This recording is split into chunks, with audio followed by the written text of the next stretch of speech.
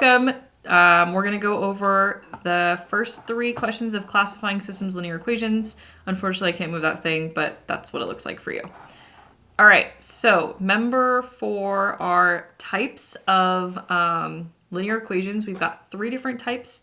Remember, they can intersect at one point. They could be parallel lines or it could be the same line, like copied and pasted. All right, so looking at this one, we've got both lines graphed. If it's not clear what this is, in line equation 2, it's not written in the same form. So we could rewrite this if it wasn't clear which type it is. We'd have 3y equals 2x minus 9. We want to divide by 3. We would end up with y equals 2/3 x minus 3. Right, again, if it wasn't obvious from the graph showing the equations, we can see it's the exact same equation. They are copied and pasted, the exact same thing. So because they are the exact same thing, right, it's like we're taking a line, we're copying and pasting it over top, right? So it's the exact, is that making it worse? I gotta figure out how to do this. We're copying and pasting the exact same line. So basically, when we're talking about solution, what solution do they have? What points do they have in common? Do they intersect? Do they share any points? So in this case, every single point they're going to share because it's the same line. So this is going to be infinitely many solutions, C. All right, let's look at the next one. We've got the system here, the equations. We've got our graph. We want to know which type this is. So for system B, looks like it's about the same equation. We can note they have the same slope. The coefficient is 1, but they have different y-intercepts. So when they have the same slope, but different y-intercepts, we can know they're going to be parallel lines. And remember, when we're talking about solution, what points do they have in common? What points do they share? If they're parallel, they're going in the same direction. They have the same slope. They're never going to intersect because they're going in the same direction, on and on and on and on indefinitely. Same direction will never intersect. So this one is actually a no solution, which for some reason is missing here. This is supposed to say one unique solution, and then you type it in, and then B is supposed to say no solution. Have no fear. On your TGA, it's actually a little bit clearer. So this is going to be B, no solution. Again, my apologies, it wasn't showing there, but no solution for this one because they will never share a point. They will never intersect. All right, last type of system C. We want to know what solution this could be, what solution this could have. What point do they intersect? It looks like they do intersect at that point there. Let me highlight that. Make it larger, right? They share that coordinate. So we want to know what that coordinate is. It looks like for x, it's a -3.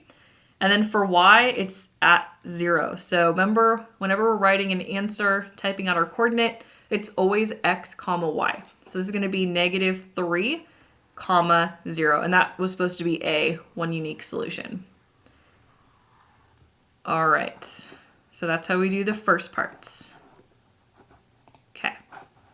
Now, how do we do graphing? Let's look at this last option here. Like that didn't really change anything, but okay. How do we graph? So remember, anytime we're graphing, we need to say, show what m equals and what b equals. And we're going to do this twice because there are 2 different equations we're looking at. We've got equation 1 and equation 2. Remember, finding m and b, we can only use that when we're using slope-intercept form, y equals mx plus b.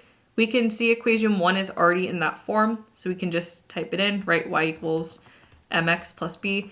Needs to be in this format for us to graph, right? Because then it's like pretty standard. We can just plug in. Again, this is a review from, my brain has died. Review from last trimester from Integrated Math A, Math 148A. So this should be all a review. So our m, our slope for the first one is -1/2. Our b, our y-intercept for the first one is at 3.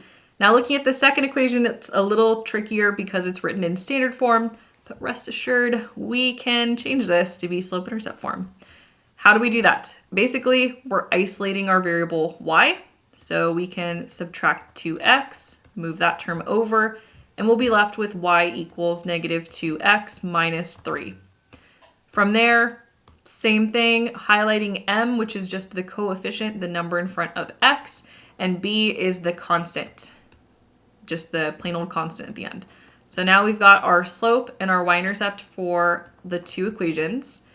Our next step is to go ahead and highlight, my draw tool won't go far enough. We're gonna go ahead and highlight the y-intercept because all of the b values, remember bananas are yellow, y-intercepts have to be on the y-axis. So we're gonna go ahead and graph each one at a time. So first one is 3 when when y is 3 going up 3, boom, freebie point. Next, we're going to graph the slope, negative 1/2. Remember, slope is rise over run for both. So graphing that first one, we're going to rise, go up and down, negative 1, and run side to side 2. So we're going to go down 1 over 2, boom.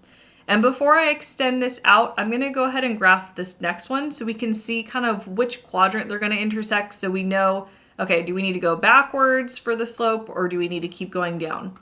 Just to make sure we're not doing too much work. All right, next one, equation 2, b is negative 3 going down 3, rise over run, we're rising 2, and then running 1. Anytime we have a plain whole number, it's always over 1. All right, so we're going down 2 over 1, boom.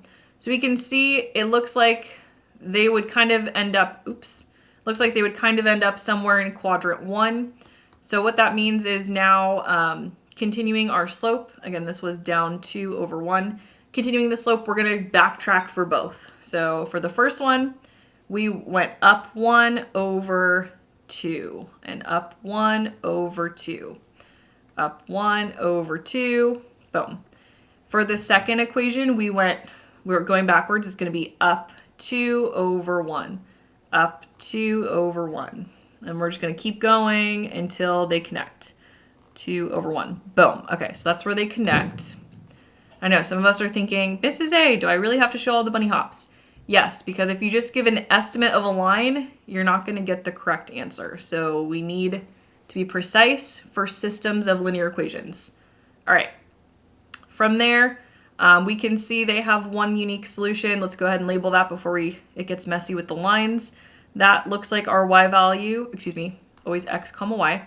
Our x value is negative 4 and our y value is 5. So that's our answer. Wrapping this up, I'm just gonna go ahead and add the lines now. Remember, for our lines, they need arrows because we're graphing lines, not line segments. And then we'll graph, okay, oh, that actually works. Okay, then we'll graph the second line.